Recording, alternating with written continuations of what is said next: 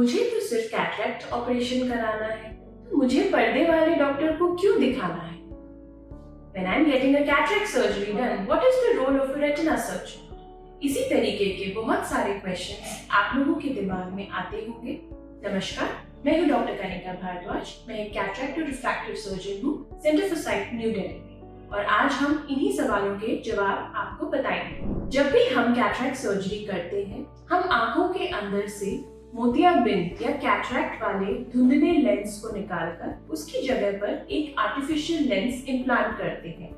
क्योंकि हम पूरी की पूरी आंख का हिस्सा चेंज नहीं कर रहे हैं, हम सिर्फ एक छोटे से बैग में लेंस निकाल और डाल रहे हैं, इसलिए कई बार ऐसा होता है कि यह बैग उतना स्ट्रॉन्ग नहीं होता है कि ये लेंस का भार झेल पाए। ऐसे केसेस में हमें कई बार पर्दे के रास्ते से दूसरे तरीके का लेंस डालना पड़ता है, जिसे कि बैग की जरूरत नहीं होती है और जो कि ग्लू या सूचर्स या टांकों की मदद से भी बिठाया जा सकता है।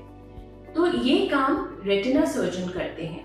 कैटरैक्ट सर्जन आपकी आंखों में फोल्डेबल लेंस डालते हैं, लेकिन रेटिना सर्जन ग्लूड आईओएल या एसएफआईओएल या स्क्लेरल फिक्सेटेड आईओएल सर्जरी करते हैं। इसीलिए यदि आपका कैटरैक्ट बहुत कॉम्प्लिकेटेड है या फिर काफी पक चुका है, ऐसे मामलों में बैग कमजोर होने का रिस्क ज्यादा होता है। इसीलिए कैटरैक्ट सर्जरी के दौरान आसपास एक रेटिना स्पेशलिस्ट का होना भी बहुत जरूरी है। यदि ऐसा नहीं होता है तो उस दिन लेंस नहीं डल पाता है। कई बार कई छोटे अस्पतालों में रेटिना बैकअप ना होने की वजह से कई हफ्तों और महीनों तक भी मरीज की आंख में लेंस नहीं डल पाता है और लंबे समय तक उन्हें अपनी आंखों की तरफ से परेशानी झेलनी पड़ती है।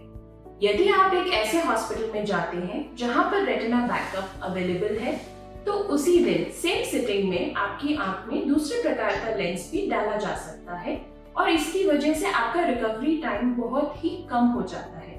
2 से 4 दिन या कभी कभार 1 से 2 हफ्ते मैक्सिमम में आपकी नजर वापस पहले जैसी हो जाती है। इसीलिए ये बहुत इम्पोर्टेंट है कि ऑपरेशन से पहले एक रेटिना टेस्ट भी किया जाए, ताकि रेटिना सर्जन को भी इसकी जानकारी हो और आने वाले समय में अगर सर्जरी में कॉम्प्लिकेशन हो तो वो इस चीज के लिए पहले से प्रिपेयर्ड रह सके। पुराने जमाने में मोतियाबिंद का ऑपरेशन बहुत ही बड़े चीरे और टांके की सर्जरी के माध्यम से किया जाता था, लेकिन आज के टाइम पे हमारे पास बहुत एडवांस टेक्नोलॉजी अवेलेबल है, जैसे कि लेजर, और यहाँ तक कि हमारे पास फेम्टो लेजर भी अवेलेबल है, जिसमें कि हमें आंखों में बड़ा कट या टांका नहीं लगाना पड़ता है।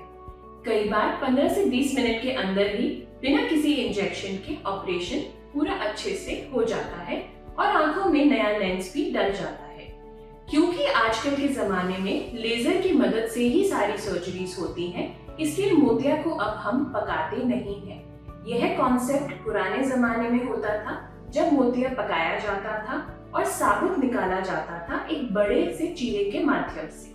आजकल के जमाने में हम एक ट्यूब से छोटे से इंसिशन से ही सर्जरी कर लेते हैं और मोतियाबिंद को पिघला के उसी छोटे से इंसिशन से एक फोल्डिंग वाला लेंस भी डाल देते हैं।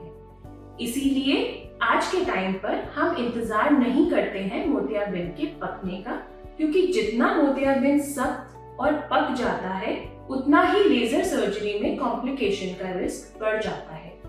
तो आज ही आप अपनी आंखों का चेकअप कराएं। अगर आपको अपनी नजर में धुंधलापन महसूस होता है, यदि आपकी उम्र 50 साल से ऊपर है, एक बार अपना टेस्ट कराएं। यदि आपको मोतियाबिंद है जो आपकी नजर को धुंधलाता है, तो जल्द ही उसकी सर्जरी प्लान करें। उसे पकाने की जरूरत नहीं है। Follow Center for Sight and post your queries to get answers from the experts.